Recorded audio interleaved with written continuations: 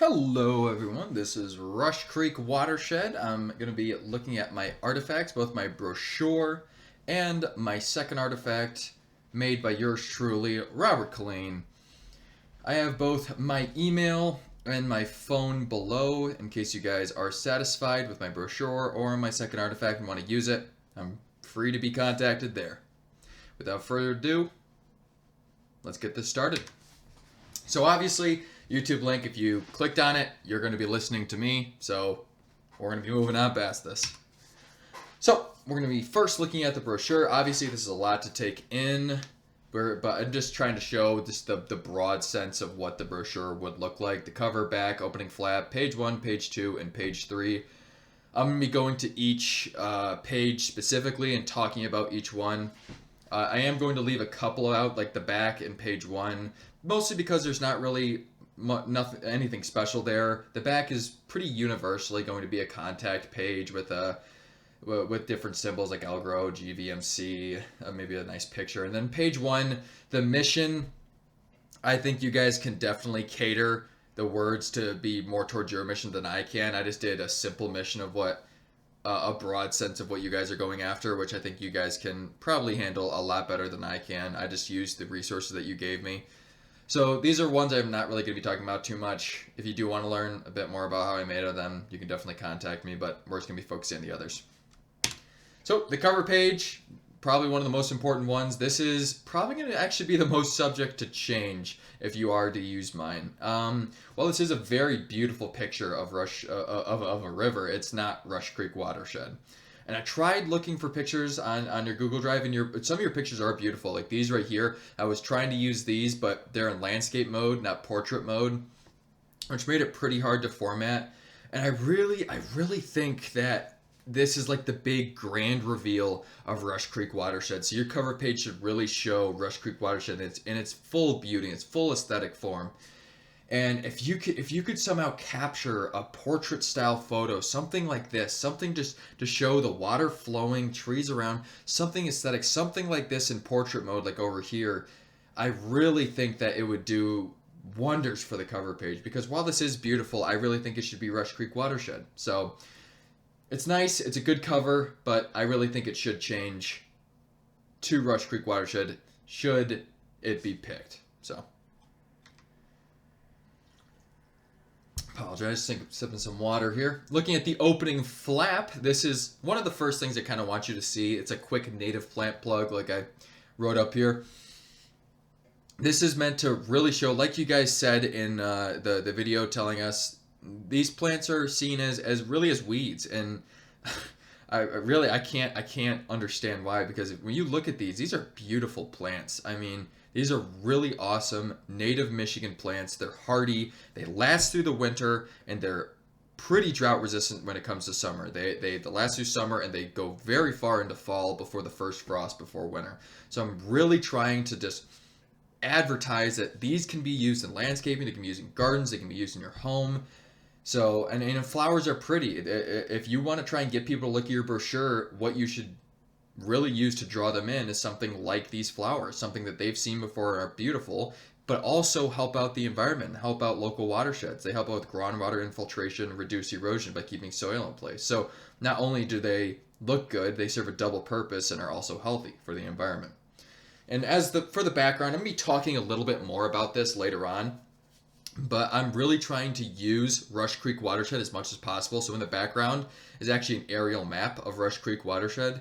So it's just something as a background, just as many opportunities as possible. I want to make this unique to Rush Creek Watershed. So that's why that's there. All right, we're going to be skipping past page 1, looking at page 2. And this is a lot about just content and a bit of teaching. This is like the meat of the brochure. This is the text-heavy, informative aspect. So the about Rush Creek Watershed and some of the pollutants. Where is Rush Creek? The growing urban areas, lawn fertilizers and pet waste, and how they affect the local watersheds. And it's really just telling people, how do you, like, what are these? It's making them known. And the importance of audience is pretty key here, because you look at this, growing urban areas make up 51% of land use. So I really am trying to cater this to more urban audiences, which is why looked at lawn fertilizers and pet waste, mostly because urban people have either pets or fertilizers.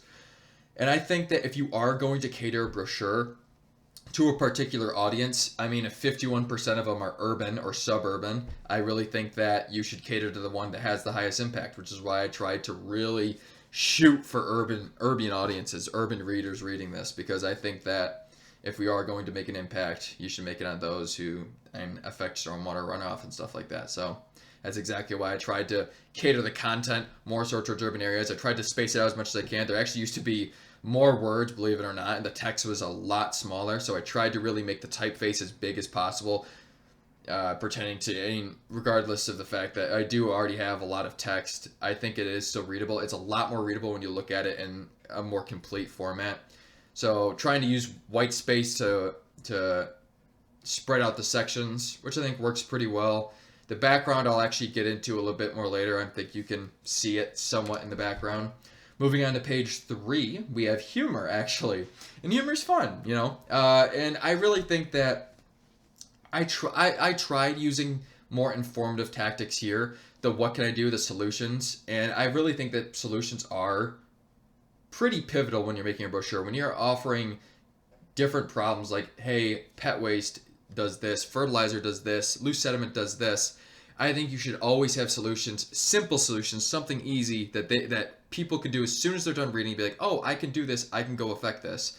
So I wanted to actually use humor with these simple things. Like pet waste, for example. There are hundreds of different signs that say, hey, pick up your pet waste, it's dangerous, it makes people sick. And I could add a bunch of stats, a bunch of images of different reasons why picking up pet waste, not picking up pet waste is bad, and get people sick, what they can get sick with.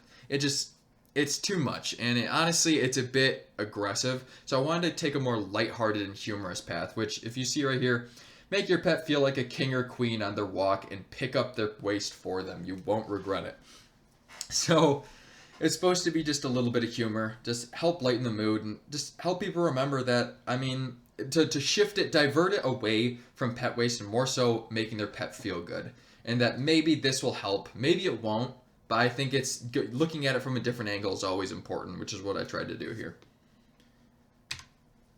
Okay, we're going to be looking at a closer look at the backgrounds. I did talk about them a little bit, but like I said, the opening flat background where the plants were, that's going to have the aerial map of Rush Creek Watershed. And actually on Page's background 1, 2, and 3, it has a topographic map of Rush Creek Watershed. And like I said, I just want this to be as unique to Rush Creek as possible. As many ways as you can to get pictures and images of Rush Creek, I think it's going to be important. Because it really shows, it gives your brochure identity to Rush Creek. So as many things as you can have native to Rush Creek, whether it be a map, images of it, or just something.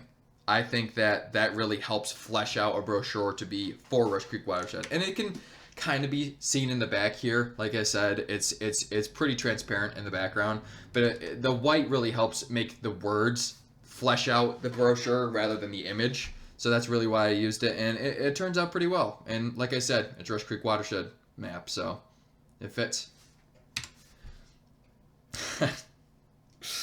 This is my second artifact, the magnet. As you read it, it's a bit crude and it's supposed to be humorous.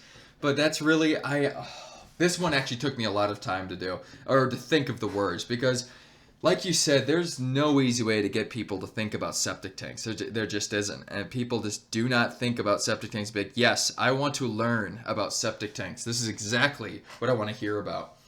So I tried to take a different approach. Like I said with the pet waste, just a different angle every time. And I think humor is one of the ways. I could add statistics about how septic tanks like go to pollution, how it can destroy your yard, how it can flood, but it bores people. People don't want to hear about that. So I thought maybe a magnet, a funny joke magnet that just subconsciously makes people think about septic tanks. So the only reason your neighbor's grass is greener is because their septic tank's overflowing. It's actually a pretty common joke that's said.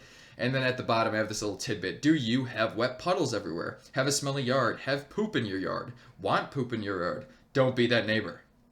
Check your septic tank. So just something lighthearted, something a bit crude, just a bit humorous, just to help people think about it. So that's really what I wanted to think about here.